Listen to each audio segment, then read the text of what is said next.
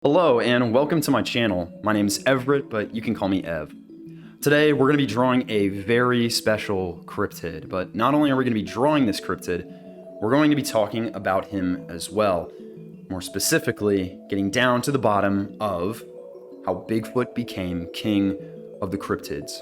So without any delay, let's get into it.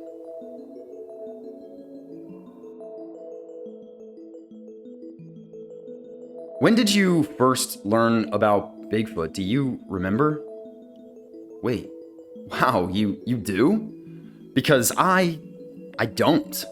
I have no idea when I first learned about Bigfoot. He's just always been there, sneaking around in my favorite childhood TV shows, and likely yours as well. iCarly, Courage the Cowardly Dog, Joe Rogan Questions Everything, Back at the Barnyard, We Bare Bears, Teenage Mutant Ninja Turtles, and everybody's favorite, Bigfoot and Wild Boy. It's not only TV shows though, he's also on/in t-shirts, blankets, board games, bottle openers, baby mobiles, Halloween costumes. I could keep going on as I have truly only scratched the surface, but you get the point. Okay, now you're probably saying, yeah, Bigfoot's around, so what? So what? Are you not curious as to how this ugly, stinky, hairy, upright gorilla got so famous? Well, I am, and here's my point. I've come to believe many once terrifying and existentially threatening monsters have been deeply cursed by us humans, suffering a loathsome fate as punishment for the centuries and decades of fear and trauma they supplied, and it's thus being forced to live an eternal life.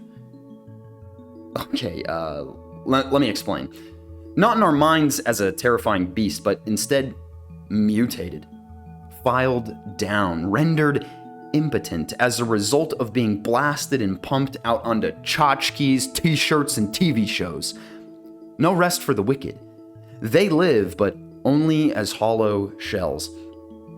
In my opinion, most monsters experience an ever-ensnaring state of desuetude or obsolescence. Pumped out and printed, plastered and molded into plastic. Yet not a spooky story to be heard in years that actually rattles you, reminds you of your mortality. Maybe you're thinking that's not so bad. That sounds like a nice retirement. I get to be a killer monster and then humans will love me, carry me everywhere on their keys and backpacks. Awesome. If you're a monster, you couldn't get better news, right? Not so fast. Imagine you're a fork who loves their sharp tines, and one day after being used for decades, your tines snap, and nobody cares if your purpose is gone. And you have to live with that forever, and ever, and ever. As a vampire, it's twilight for the rest of your life. Except for Bigfoot, he's the GOAT, the LeBron James of monsters. Yeah, on shirts, but still getting people's hearts pumping. Bigfoot is not only everywhere, but he also still lives on at the campfire. Bigfoot is the undeniable king of the cryptids. People are obsessed with him as a pop culture icon and mysterious, dangerous wild man of the woods because Bigfoot reflects a shocking, warped, yet true picture of humanity back to ourselves. Before I start to make my case, we have to go all the way back to the beginning, first with a definition and then with some history. For the uninitiated among us, a cryptid is as follows: a creature that is found in stories and that some people believe exists or say they have seen, but that has never been proven to exist. This includes, if you've heard of them, the Chupacabra, Jersey Devil, Flatwoods Monster, Mothman, and excuse me. Oh, okay, I actually blurred that out because that might be a controversial take on my part, and actually, I'll just reveal what that was in a later video. Patience, my child, patience. And of course, Bigfoot. Some say it started with the Gigantopithecus, an ancient extinct relative of the orangutan, which went extinct somewhere around 200,000 years ago, potentially existing alongside humans and maybe some of our archaic ancestors like Homo erectus, Neanderthals, and Denisovans. Humans may have come into contact with this creature and potentially brought tales of this wild man with them as they crossed over the Bering Land Bridge into Alaska, Canada, and the Pacific Northwest. This unconfirmed theory is meant to explain why so many indigenous peoples of North America have stories of a Bigfoot-like creature. The Coast Salish of Washington and British Columbia with their Sasquatch, and the Kwakwaka'wakw of Vancouver Island with their Zunukwa. Again, the list goes on. As we march on down the tunnel of time, we realize something interesting. New stories of this wild man don't stop. A famous U.S. president, Theodore Roosevelt, recounts what is called the Bauman Incident, a terrifying tale of a costly encounter a hunter had with a Bigfoot in his book, The Wilderness Hunter. This story is mysterious and haunting, and don't worry, will be explored a bit later. With that, though, you can see how the rumors and rumblings of, again, a wild man in the woods wasn't exactly new to those in the 1950s when the once cold trail began to give off major sparks. It was 1958 when a crew of loggers in California found perplexingly large footprints in the ground at Bluff Creek. The Humboldt Times, a newspaper, was informed of this, and a column appeared in a following issue that intrigued and stunned many readers. It was from this newspaper that we got the first ever usage of the term Bigfoot. And with that, sightings from the public began to increase.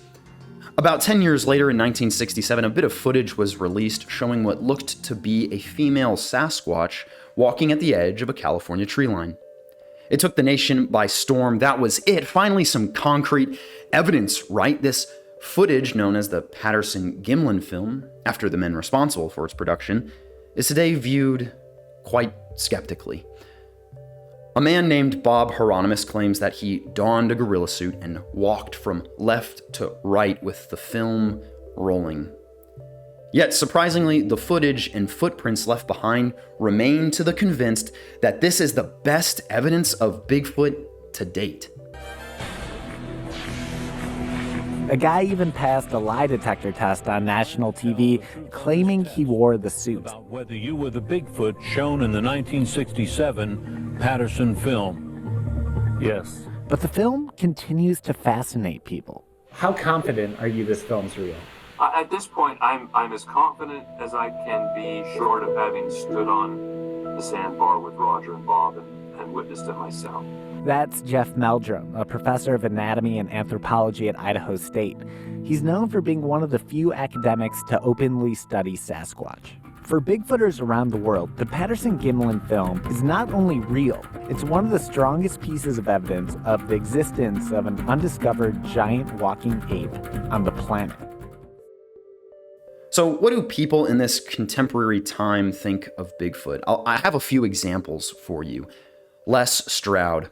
He's a survivalist who had an encounter in Alaska, claiming he heard intense hooting noises. Then there's everybody's favorite podcaster, Joe Rogan. He believes that if Bigfoot existed, it's likely a spiritual being found when chemicals in the brain take us to the border of dimensions. Then there's Matt Pike, the incredibly talented musician. He believes that a flesh and blood being is out there. And lastly, we get to Jane Goodall, the primatologist who believed those who believe. She trusted them, giving them the benefit of the doubt. Everyone mentioned here in some way either believes or, in the very least, are open-minded. And they aren't alone. The BFRO has recorded thousands of sightings in the USA. People swear they see him, and if they haven't, a large number believe he's out there. According to a study by the International Journal of Communication titled Cryptid Communication, Media Messages and Public Beliefs about Cryptozoology, around 12% of Americans believe Bigfoot is real, with a deviation of 9 and 15%. That could be as many as, get this, 50 million people believing in Bigfoot. The study tries to answer whether this is a result of the media we consume pushing such ideas that result in such numbers, but I mean, why would people find themselves drawn to this particular type of media in the first place? If it sells well, there must be something there. It's not like Bigfoot and his ilk are forced down our throats like some Clockwork Orange propaganda consumption thing. We change the channel and click on to the next video. My wonder is, why are people choosing this media? Why are they drawn to Bigfoot? I think the key to this mystery is found within the archetypal DNA of Bigfoot, the building block concepts that comprise him as half human and half Mother Nature. Dr. Jordan Peterson, in a conversation with Richard Dawkins, explains dragons in a very interesting way that I personally believe is heavily useful to my point here about Bigfoot. Say, well, there's no such thing as a dragon. It's like, okay, is there such a thing as a predator? Of course. Well, that's a meta category. What's the category of predator? Bear, eagle, if you're a primate. Fire? Is fire a predator? No. Well, it's complicated because a fire kills you. Okay, so is there a worse predator than serpentine, flying, fire-breathing reptile? Is that not the imagistic equivalent of predator? So in what way, if predator is real, in what way isn't dragon real? It doesn't take that much imagination to see the identity. And then wouldn't the fundamental task of edible primates be to figure out how to overcome the dragon forever? I don't know why you say dragon. I mean, we have lions, we have tigers, we have saber-tooths, we have Why not tyrannosaurs abstract? out there. Right, but why not abstract? Because it's for the same reason that we have the term predator. Like we have the term bear, lion, Komodo dragon. Well, you make an amalgamation, you say, well, the relevant set of features is an image. Well, what's the image? Predator as such. What's the image of that? The dragon that never disappears. And then there's a twist on that, which is so cool. It's so interesting because you can imagine rabbit mythology, which would be something like predator appears, freeze. But that's not the human story. The human story is predator appears, there's a treasure somewhere. Right? That's a completely different pathway of evolutionary significance. Like the way that we construe the world isn't freeze like predator. It's like, oh, there's a predator. Maybe there's something valuable lurking in our conflict with it. You know, our sticks and our spears that enable our fragile bodies to stand up against the dragons of the world. Bigfoot is quite similar to Dr. Peterson's explanation of dragons. Man and wilderness find their unity in one entity. This has two effects on how we see/experience the Sasquatch, as predator and guardian, as story and symbol.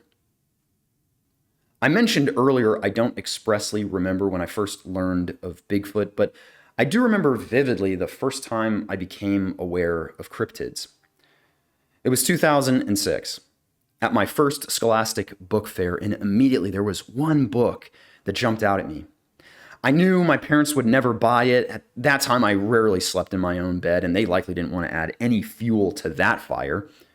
But the book was interesting, and it caught my attention. It was titled Mythical Monsters, the Scariest Creatures from Legends, Books, and Movies. And man, when I tell you, this book captivated a part of my imagination like nothing else at that time, I really mean it. The cover was enough.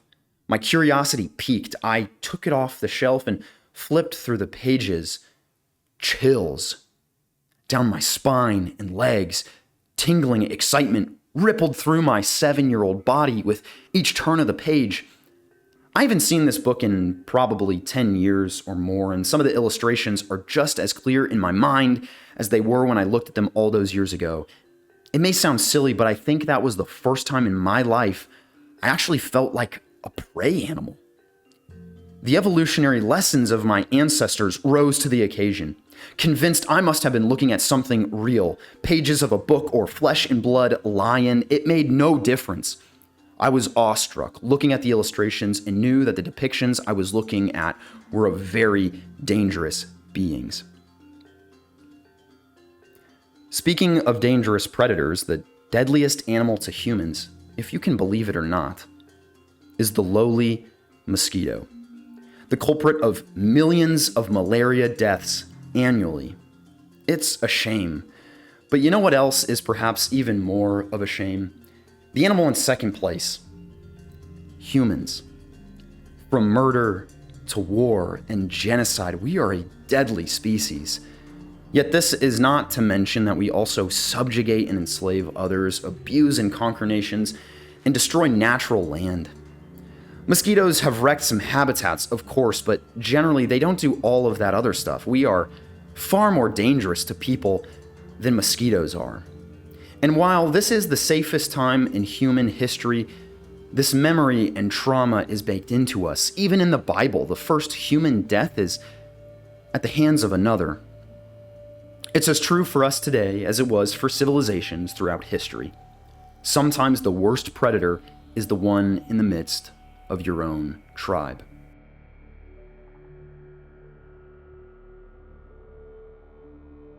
Many Native American peoples had their own myths of Bigfoot-like beasts known to abduct and murder. A few good examples include the Choctaws' Lofa, whose name translates to something like skin flayer, and the aforementioned Zanukwa of the Kwakwaka'wakw, who was a smelly, hairy, wild woman known to scoop up children and disappear, melding back into the ancient labyrinthian forests of Vancouver Island. And I mentioned Theodore Roosevelt's Bauman incident earlier. To back up the claims of a deadly Bigfoot even further, I'd like to read the tale.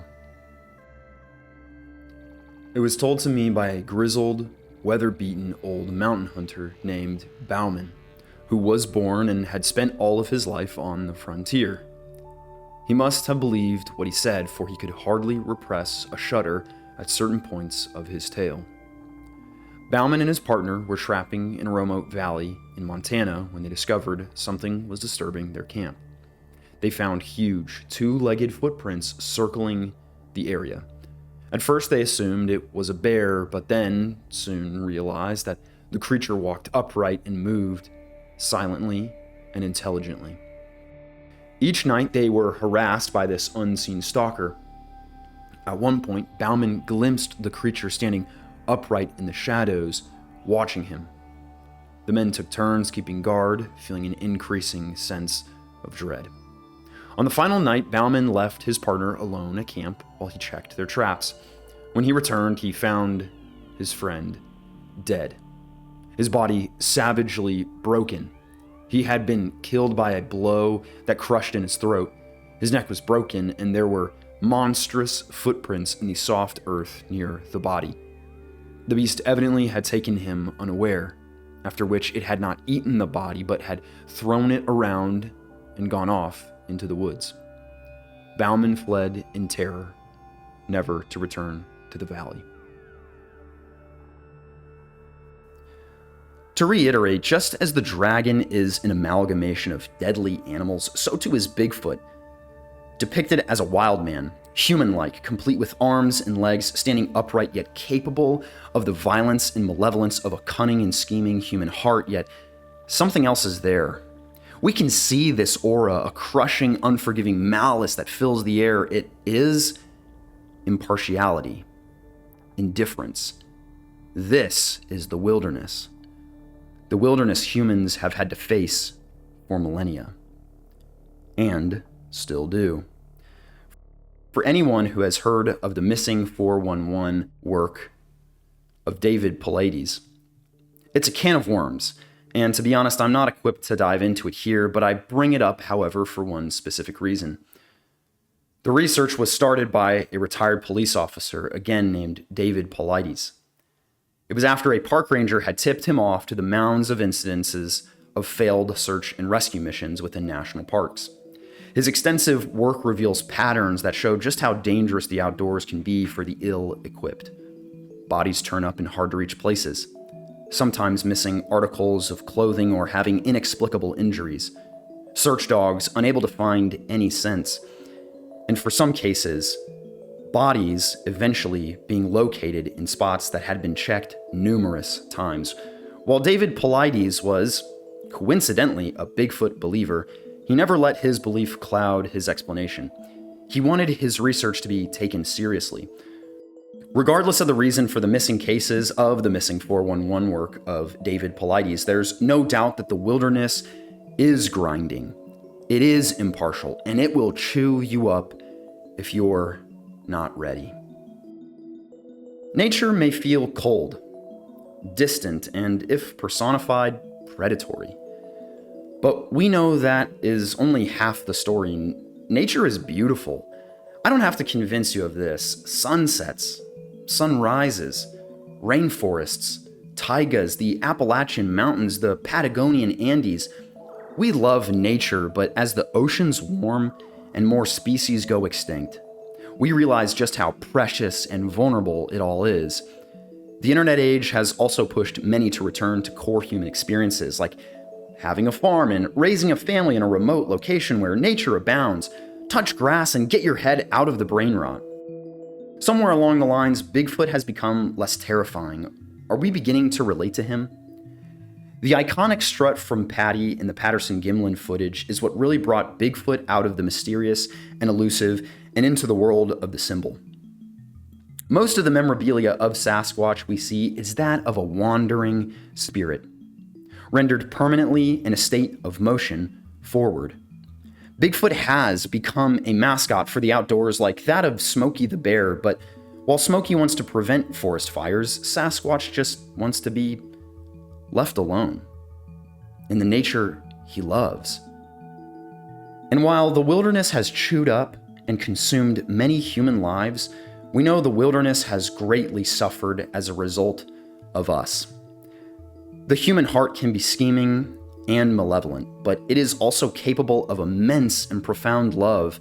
Interconnected communities, tight-knit, nurturing families. We can be wise, conservationally minded, using science and modern medicine to lift people out of illness and decay. We are a species with a massive display of generosity. We are protectors, providers, fathers and mothers. We are guardians of the forest, lakes and oceans, mountains and glaciers, humanity in the animal kingdom. To the Coast Salish of Washington in Canada's British Columbia, Bigfoot was a deeply spiritual entity that was able to exist in a liminal space between the spiritual and physical world. Seeing him was rare and was a symbol that something deeply profound was on the horizon. When we see Bigfoot today, I think this is the phenotype we more often encounter. I think because Bigfoot is both predator and guardian, there might not be a more compelling ambassador for the North American wilderness. We fear him, and yet find him to be a noble guardian, clearly a very respected creature. And if Bigfoot, like many other monsters, is to live forever, I think his is a pretty good fate. Perhaps you could say one even fit for a king.